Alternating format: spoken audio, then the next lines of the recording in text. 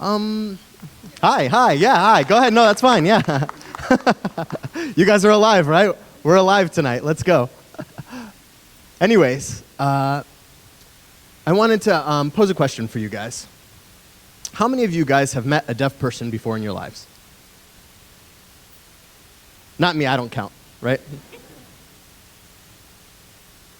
All right, not too bad, about half. How many of you can imagine what it's like to be deaf in this world? I want to let you guys know, I was born like you guys. I was born a hearing person. I remember being a little kid, I remember enjoying hearing all these different sounds. I remember hearing the birds singing in the morning. I remember the sound of the river. I remember the sound of rain and lightning.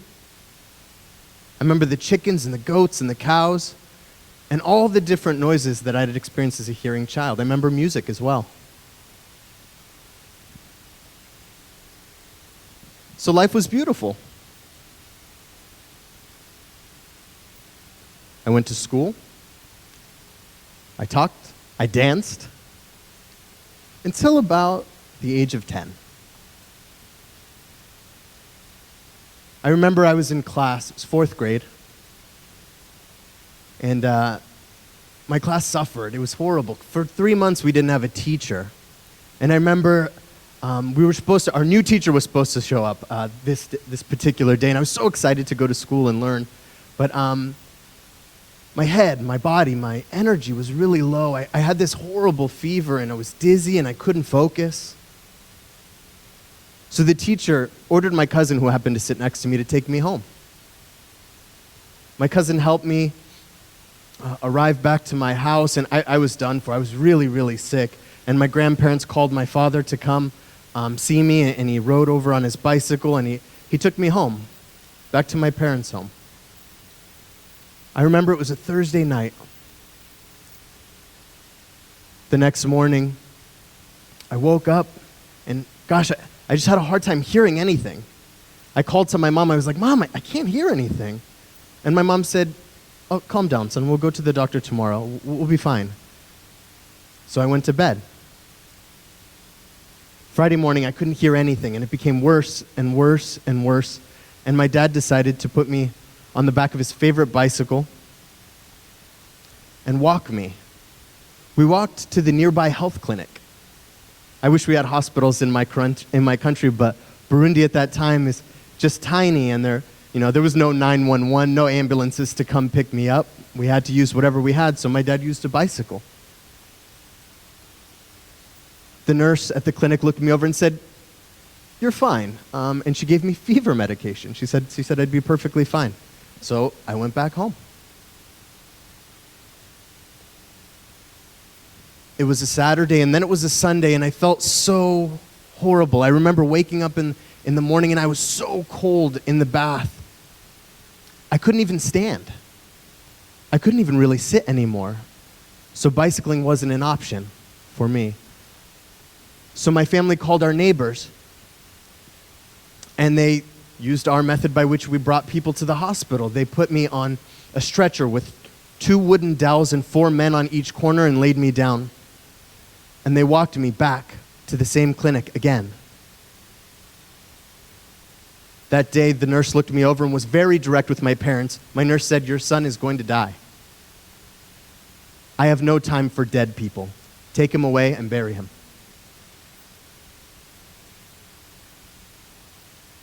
My parents, respected the doctor's prescription. They didn't know what to do, but my parents wouldn't just take me home and discard me, so they brought me home. 5 or 6 years later, I asked my mom, I'm like, "Look, Mom, I still don't understand how I became deaf." And my mom said, "Isidore, you were dead. You weren't deaf. You were dead. You were diagnosed." And I was like, "Well, fine, Mom, but why didn't you go ahead and have a funeral? Why didn't you bury me if I was dead? Why didn't you forget about me?" And my mom said, "No, Isidore, you couldn't eat. You couldn't breathe. But your heart continued to beat.